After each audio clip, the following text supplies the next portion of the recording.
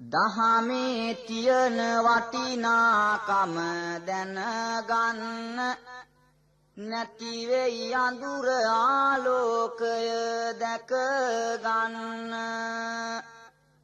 පැතිරුණු මනස නිති සංවර කර ගන්න කවි බණ අහන්නට සූදානම් වන්න පින්වත දෙසාවන යොමු කරලන්න සංතානය සංසුන් කරගන්න අතීතයට මොහොතක් පිට වෙන්න සිදු දේ ගැන තතු දැනගන්න පින්වතුනි සියලුම දෙයට නුවණම වැදගත් වන බව කියන්නට අපේ සම්බුදු